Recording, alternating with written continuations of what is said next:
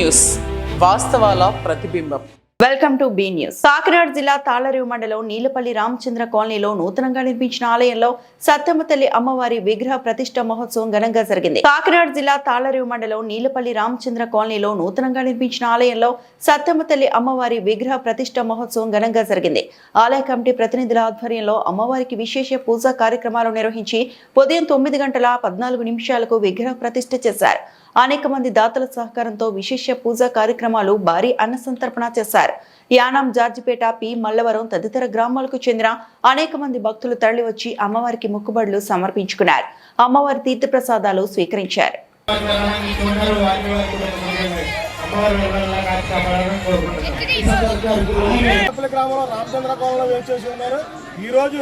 దైవజ్ఞులు నిర్ణయించిన మేరకు ఈవేళ 9:14 ప్రతిష్టా కార్యక్రమం ఏర్పాటు చేయడం ఉంది. ప్రతిష్టా కార్యక్రమంలో నీలపల్లి గ్రామంలోనే కాకుండా నీలపల్లి గ్రామంలో అన్ని వర్గాలు ప్లస్ జార్జిపేట యానం కొంతమంది మా యొక్క ఈ ఆలయ నిర్మాణానికి విరాళాలు ఇచ్చి సహకరించి ఉన్నారు.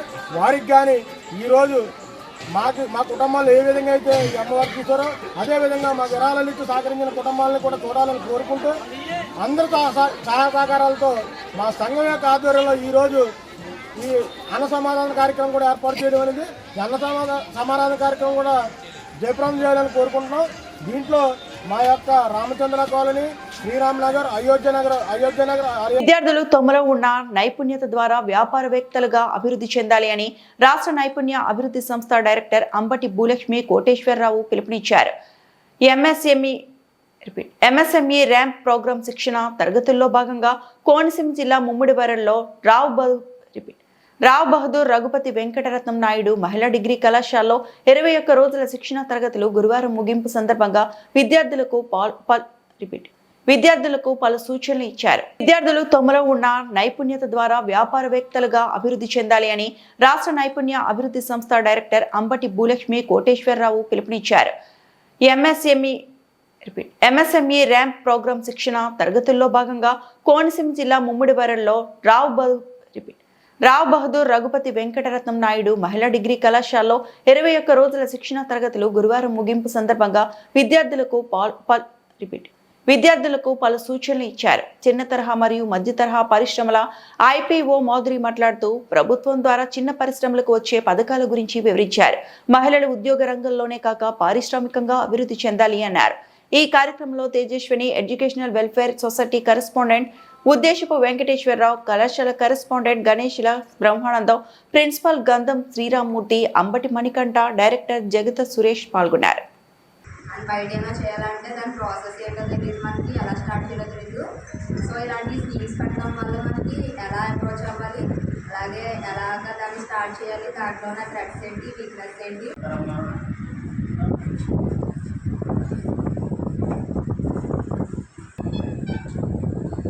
రోజు ఈ క్లాస్ స్టార్ట్ చేయడం ఇవి మాకు అందరికీ అందించడం మాకైతే చాలా హ్యాపీగా ఉంది. ఎందుకంటే ఇది నేర్చుకోవడం వల్ల మనమే కాదు, మన ద్వారా ఒక నలుగురికి మనం ఉపాధిని కల్పించగలిగే వాళ్ళం అవుతాము. ఎగ్జాంపుల్గా చెప్పాలంటే చాలా చెప్పారు లెసన్స్లో విని. నాకైతే ఇన్స్పిరేషన్గా అనిపించింది అయితే రతన్ టాటా కోసం చెప్పింది అయితే నాకు బాగా నచ్చింది. రతన్ టాటా గారు అయితే ఒక ఇండస్ట్రీని, అంటే ఆయన ఒక ఎంటర్‌ప్రెన్యూర్ కాబట్టి ఎంటర్‌ప్రెన్యూర్‌షిప్ని స్టార్ట్ చేసినప్పుడు ఆయన చేసిన సంకల్పంతో అనేకులకి ఆయన చిన్న చిన్న వాటి నుంచి మొదలుపెట్టి ఆయన టాటా ఇండికా అనే ఒక పరిశ్రమను స్థాపించడం జరిగింది. ఆ యొక్క పరిశ్రమ ద్వారా అనేకులకు ఆయన వల్లే చిన్నవారని కాదు, చిన్న చిన్న వ్యాపారాలు చేసుకునే వారు సైతం ఏదైనా కొనుక్కోగలిగేలాగా, అంటే చిన్న ఇంట్లో చాలా చిన్న పనులు చేసే వాళ్ళు ఉంటారు మన దేశంలో, వాళ్ళు అవి కొనుక్కునేలాగా చాలా పరిశ్రమలు అయితే స్థాపించడం జరిగింది. చాలా వాటికి ముందు అలాగే మన భారతదేశంలో చాలామంది ఎంటర్‌ప్రెన్యూర్లు ఉన్నారు. మన ఇన్స్పిరేషన్ ఎవరంటే ఇప్పుడు వచ్చిన మేడమ్స్ని కూడా మన ఇన్స్పిరేషన్గా తీసుకోవచ్చు. Thank you for giving this opportunity. ఆయన కాలేజ్ ఇండస్ట్రీ రన్ చేస్తారు. సో ఆయన అంటే ఇండస్ట్రీ ఎలా రన్ చేసుకోవాలి అంటే మీకు ఇన్స్పిరేషన్ అన్నమాట. ఒక ఇండస్ట్రీ స్థాపించాలంటే ఎలాంటి ఒడిదుడుకులు ఉంటాయి, ఎలా స్టార్ట్ చేయాలి, ముందు పిల్లలకి ఎలా చేయాలనేది తెలుస్తారు.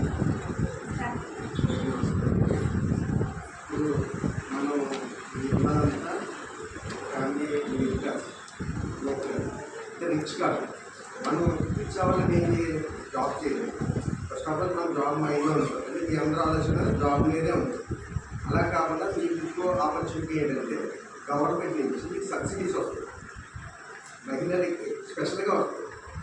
ఎలా అంటే 10 లక్షలు లోన్ తీసుకుంటే మీరు అందులో 35% సబ్సిడీ అవుతుంది.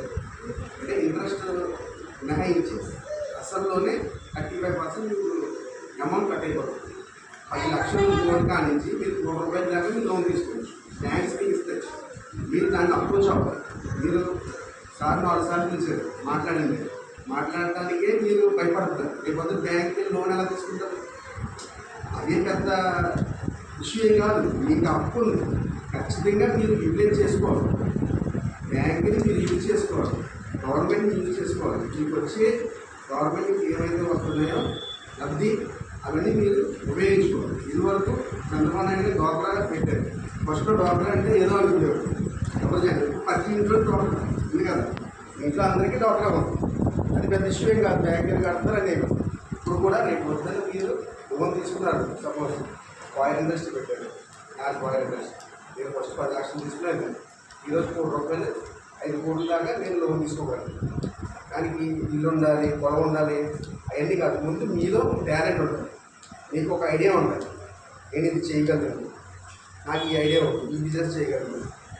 ఒక బ్యూటీ పార్లర్ పెట్టారు సపోజ్, దానికి 10 లక్షలు ఇస్తుంది. ఏ సెక్యూరిటీ అక్కడ అసలు మీరు ఏం పెట్టక్కర్లేదు. మీరు ఒక ప్రాజెక్ట్ రిపోర్ట్ డిపిఆర్ రెడీ చేసుకుని మీరు ఫుల్ డీటెయిల్స్ ఇచ్చుకుని మీరు మేడం అప్రోచ్ అయితే మేడం బ్యాంక్కి ప్రపోజల్ పెడతారు. బ్యాంక్ నుంచి మీకు లోన్ వస్తుంది. మీరు అక్కడ ఐడియాలజీగా మీరు చెప్పాలి, ఇలా చేస్తాను, నేను సంపాదిస్తాను, దానికైతే ఈఎంఐ కట్టుకుంటాను, కాబట్టి నాకు లోన్ ఇవ్వండి మీరు ధైర్యంగా చెప్పాలి. అలా చెప్పిన రోజున మీరు ఒక అడుగు ముందుకెళ్ళి లైఫ్లో సక్సెస్ఫుల్ అవుతుంది.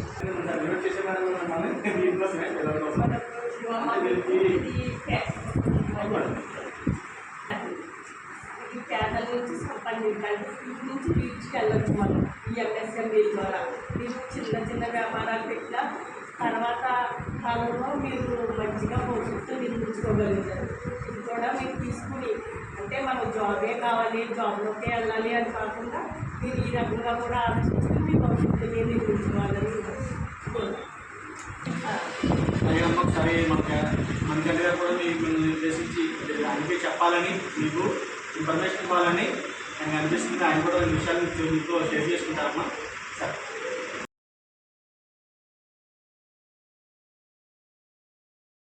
యానం ప్రభుత్వ ఆసుపత్రిలో ఆశా వర్కర్ గా పనిచేస్తున్న వారికి మొదట 3,000 జీతంతో ప్రారంభమై తర్వాత 10,000కు పెరిగింది. తాజాగా ప్రజల ముఖ్యమంత్రి ఎన్ రంగస్వామి జీతాన్ని 18,000కు పెంచిన సందర్భంగా ఈ జీతం పెంపు కోసం కృషి చేసిన మల్లాడి కృష్ణారావుకి యానం ఆశా వర్కర్లు కృతజ్ఞతలు తెలిపారు. యానం ప్రభుత్వ ఆసుపత్రిలో ఆశా వర్కర్ గా పనిచేస్తున్న వారికి మొదట 3,000 జీతంతో ప్రారంభమై తర్వాత 10,000కు పెరిగింది. తాజాగా ప్రజల ముఖ్యమంత్రి ఎన్ రంగస్వామి జీతాన్ని 18,000కు పెంచిన సందర్భంగా ఈ జీతం పెంపు కోసం కృషి చేసిన మల్లాడి కృష్ణారావుకి యానం ఆశా వర్కర్లు కృతజ్ఞతలు తెలిపారు. ఈ సందర్భంగా ఆశా వర్కర్లు మల్లాడి కృష్ణారావుకి పాలాభిషేకం, పూలాభిషేకం నిర్వహించి తమ అభిమానాన్ని చాటుకున్నారు. అలాగే తమకు ఈ ఉద్యోగాలు కల్పించడంలోని, జీతాల పెంపులోని మల్లాడి కృష్ణారావు కృషి ఎంతో ఉందని ప్రత్యేకంగా ధన్యవాదాలు తెలిపారు.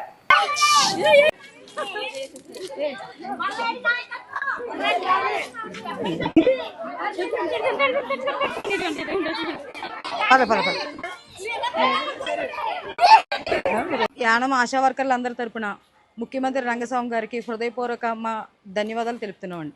ఎందుకంటే ఈరోజు మేము రంగస్వామి గారు పాండిచేరి ముఖ్యమంత్రి రంగస్వామి గారు ప్రభుత్వం వచ్చిన కాడి నుంచి మా జీతాలు అప్పటికి 3,000 నుంచి 6,000 చేశారు, 6,000 నుంచి 10,000 చేశారు, 10,000 నుంచి ఈరోజు మా జీవితాల్లో వెలుగు నింపడానికి 18,000 చేసి ఈరోజు మా మొహాల్లో ఆనందం, సంతోషం, మా కుటుంబంలోకి వెలుగు వచ్చిందంటే కేవలం రంగస్వామి గారి ప్రభుత్వం వచ్చాకే.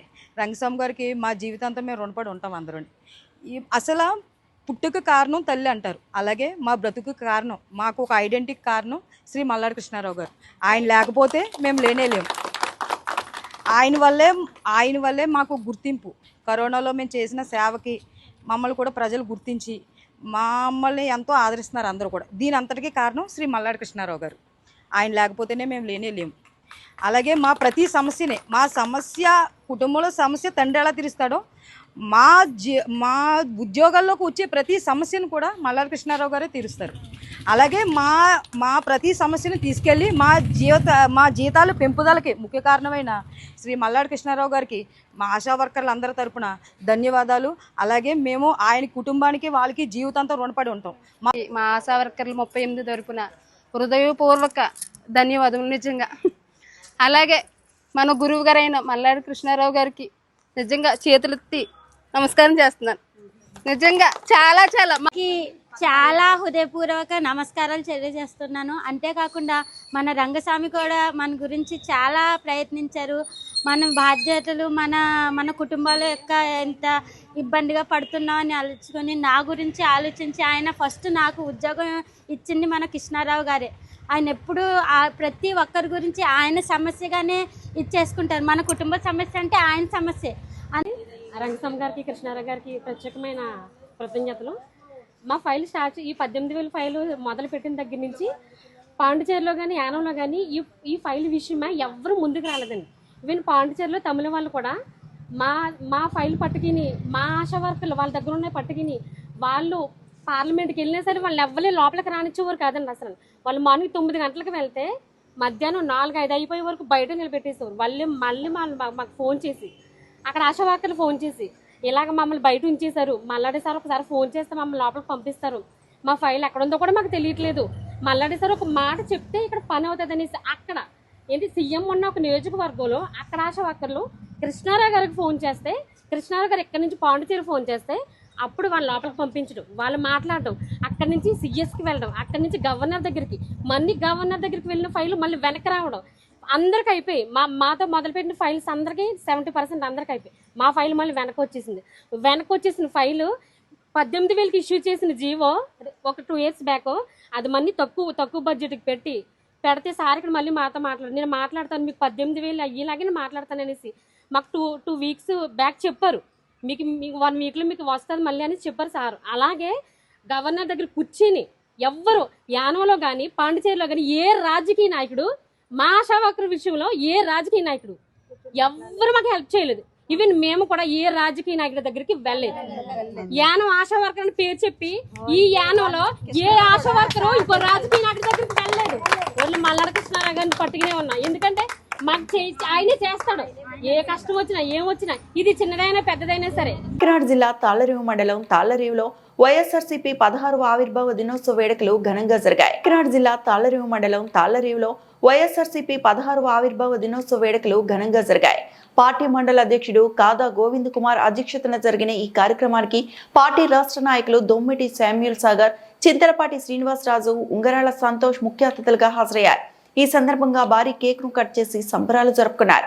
ఈ సందర్భంగా వారు మాట్లాడుతూ రాష్ట్రంలో ఏ ఒక్క పార్టీ మద్దతు లేకుండా అన్ని నియోజకవర్గాల్లో పోటీ చేసిన ఏకైక పార్టీ వైఎస్ఆర్సీపీ అన్నారు.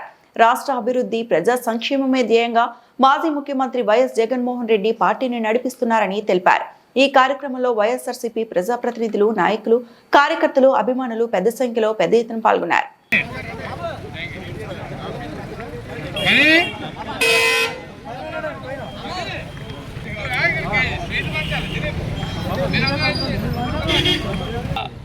ఈ జెండా ఈ వైఎస్ఆర్ పార్టీ 16 సంవత్సరాలుగా మన దేశ చరిత్రలోనే ఎన్నడూ లేని విధంగా ఏ పార్టీతో కూడా పొత్తు పెట్టుకోకుండా 3 ఎలక్షన్లు చూసినటువంటి పార్టీ మన పార్టీ.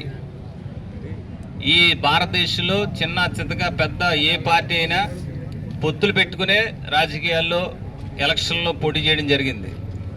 ఎందుకంటే ప్రజా సంక్షేమమే ధ్యేయంగా ప్రజలను, పేదరికాన్ని నిర్మూలించి ప్రజలను సంతోషంగా సుభిక్షంగా పరిపాలించాలని మన నాయకులు వైఎస్ జగన్మోహన్ రెడ్డి గారు నిరంతరం ఆయన కృషి చేయడం వల్ల ఈ విధంగా ఈ పార్టీ ముందుకు సాగుతుంది. రెండవది, మన రాష్ట్రంలో 40% సుస్థిరమైన ఓటు బ్యాంక్ మంది. 40% ఎప్పుడు చిక్కు చెదరలేదు. సో ఈ 40% ఓటు బ్యాంకు ఎప్పుడు జగన్ గారి పక్షానే ప్రజలు ఆయన మీద నమ్మకం ఉంచారు. మాట తప్పని మడమ తిప్పని నాయకునిగా ఆయన గుర్తించారు. మరి గత పరిపాలనలో ఎన్ని పరిణామాలు వచ్చినా, ముఖ్యంగా కరోనా లాంటి మహమ్మారి వచ్చి 2 సంవత్సరాలు ఏ విధమైన కార్యక్రమాలు చేయడానికి అవకాశం లేకపోయినా ఈ రాష్ట్రాన్ని సుభిక్షంగా పరిపాలించినటువంటి నాయకత్వం, మన జగన్మోహన్ రెడ్డి గారి నాయకత్వం మరలా మన పార్టీ తప్పక అధికారంలోకి వస్తుందని మనందరం కూడా కార్యకర్తలుగా మనం ప్రజల సంక్షేమం కోసం జగన్ గారు ఏ ఉద్దేశంతో అయితే పనిచేస్తున్నారో ప్రజల ఆరోగ్యం, ప్రజల విద్య, ప్రజల సంక్షేమం కోసం మనందరం కూడా మన గ్రామాల్లో కృషి చేస్తూ రేపు రానున్న స్థానిక సంస్థలు కావచ్చు, 2029 జనరల్ ఎలక్షన్స్ కూడా ఇప్పటి నుంచి కూడా సమాయత్తం కావాలని మిమ్మల్ని అందరినీ మనస్ఫూర్తిగా కోరుకుంటూ ఈ పార్టీ ఆవిర్భావ శుభాకాంక్షలు మీ అందరికీ పేరు పేరున తెలియజేస్తున్నాను. Thank you.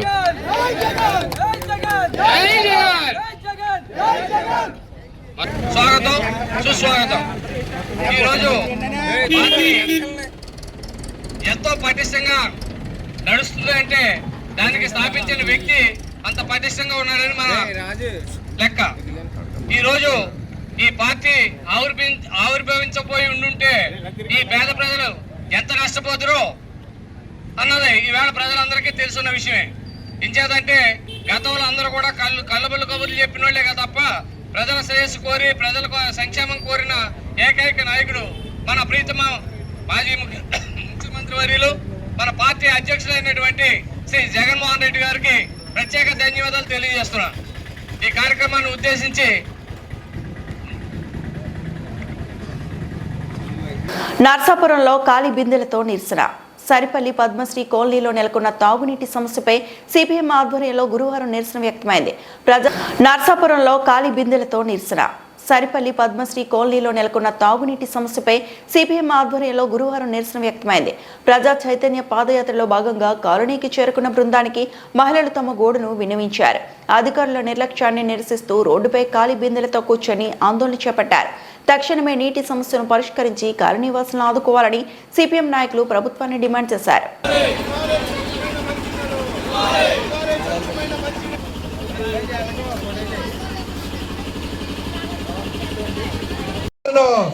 పరిష్కరించాలి తాగునీటి సమస్యను. పద్మశ్రీ కాలనీలో తాగునీటి సమస్యను ఈరోజు ప్రాంతాల్లో ఉన్న కొండలపై పులి ఉన్నట్లుగా ఫారెస్ట్ అధికారులు ఇచ్చిన సమాచారం. శృంగధార మరియు పెద్దమల్లాపురం చుట్టుపక్కల గ్రామాల ప్రజలను పబ్లిక్ అడ్రస్ సిస్టమ్ ద్వారా వారికి జాగ్రత్తలు చెప్పుచున్న డిస్ట్రిక్ట్ ఫైర్ ఆఫీసర్ మరియు శంకవరం మండల తహసీల్దార్ మరియు అన్నవరం ఎస్ఐ ప్రజలు కొండపైకి పని నిమిత్తం వెళ్లరాదని మరియు కొండపైన ఉన్న పశువులను ఊళ్ళో తెచ్చుకోవాలని, ఒంటరిగా ఆ చుట్టుపక్కల ప్రాంతాల్లో సంచరించరాదని, రాత్రిపూట ఊళ్ళల్లో లైటు వేసుకోవాలని మరియు కంటిన్యూగా మైక్ సెట్ ఆన్ చేసి ఉంచుకోవాలని ప్రజలకు జాగ్రత్తలు తెలిపారు. ఇతర ప్రాంతాల్లో ఉన్న కొండలపై పులి ఉన్నట్లుగా ఫారెస్ట్ అధికారులు ఇచ్చిన సమాచారం. శృంగధార మరియు పెద్దమల్లాపురం చుట్టుపక్కల గ్రామాల ప్రజలను పబ్లిక్ అడ్రస్ సిస్టమ్ ద్వారా వారికి జాగ్రత్తలు చెప్పుచున్న డిస్ట్రిక్ట్ ఫైర్ ఆఫీసర్ మరియు శంకవరం మండల తహసీల్దార్ మరియు అన్నవరం ఎస్ఐ ప్రజలు కొండపైకి పని నిమిత్తం వెళ్లరాదని మరియు కొండపైన ఉన్న పశువులను ఊళ్ళో తెచ్చుకోవాలని, ఒంటరిగా ఆ చుట్టుపక్కల ప్రాంతాల్లో సంచరించరాదని, రాత్రిపూట ఊళ్ళల్లో లైటు వేసుకోవాలని మరియు కంటిన్యూగా మైక్ సెట్ ఆన్ చేసి ఉంచుకోవాలని ప్రజలకు జాగ్రత్తలు తెలిపారు. కాబట్టి ప్రజలందరూ కూడా అప్రమత్తంగా ఉండండి. రాత్రికి మన శృంగధార కూడా వచ్చే అవకాశం ఉంది. కాబట్టి ఈ రాత్రులు ఈ బయటికి వెళ్ళడం కానీ, పగలు కూడా 2 రోజులు పనులకు వెళ్ళడం కూడా, వేటకెళ్ళడం కానీ అటువంటిది కానీ చేయొద్దు. వెళితే ప్రమాదం ఉంటుంది. తర్వాత 2 మీ పశువులు అటువంటి ఏమైనా ఉంటే ఊరి చివరలు ఉంటే కనుక వాటిని ఊరి మధ్యలో కట్టుకోండి. దాంతోపాటు రాత్రులు బయట లైట్ వేసి ఉంచండి. లైట్ వేసి ఉంచితే అక్కడికి పెద్దకులు రాదు, చీకటి ప్రాంతాల్లోకి ఎక్కువగా వస్తుంది. కాబట్టి అందరూ కూడా ఈ పెద్దకులు వెళ్ళే వాళ్ళకు బయట ఉన్న లైట్లు వేసి ఉంచండి. అలా వేసి ఉంచుతారని ఈ విషయాన్ని అందరికీ కూడా తెలియజేయండి. ఈ ఊరంతా మైకులు ఉన్నాయి కదండి, మిగతా వాళ్ళకు కూడా, లేని వాళ్ళకు కూడా ఎవరైనా కొండకు వెళ్ళుంటే కనుక అందరూ వచ్చామని చెప్పండి. ఈ 2 రోజులు వెళ్ళే వరకు దానికి ఆల్రెడీ జియో మ్యాపింగ్ చేశారు. అది ఎక్కడ ఉంటుందని తెలుస్తుంది. కాబట్టి అది ఆ రకంగా కూడా ఇబ్బంది లేదు. రాత్రులు మాత్రం స్పీడ్గా సంచారం చేస్తుంది. ఆ రాత్రులు చాలా అప్రమత్తంగా ఉండండి. మీ అందరినీ కూడా అప్రమత్తం చేయడానికి ఫారెస్ట్ అధికారులు కూడా తిరుగుతున్నారు. ఎప్పటికప్పుడు డ్రోన్లతో దాన్ని పర్యవేక్షిస్తున్నారు. భయపడేది ఏం లేదు, కానీ పని కట్టుకుని కొండల మీదకి వెళ్తే మాత్రం ఇబ్బంది అవుతుంది. ఓకేనండి. ఇప్పుడు ఎక్కడ చెప్పు, ఏ తాడుబాయి వద్ది? అది తాడుబాయి. మరి అదేనండి, అప్పుడే వెళ్ళాను పనులు. అక్కడ రాలేదే. టైగర్ అక్కడ రాలేదు అసలు, రాలేదు. ఆరపల్లి నుంచి ఇలా వచ్చిందండి. మా దగ్గర ట్రాకింగ్ ఉంది. నువ్వు ఏం చూసి తిని అనుకుంటున్నావా?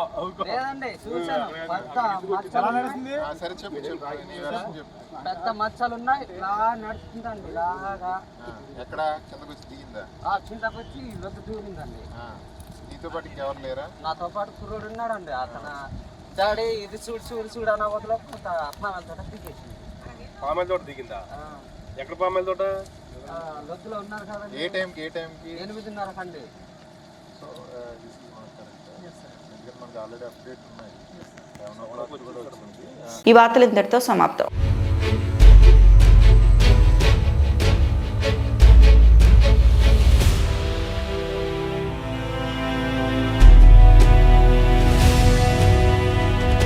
బీ న్యూస్, వాస్తవాల ప్రతిబింబం.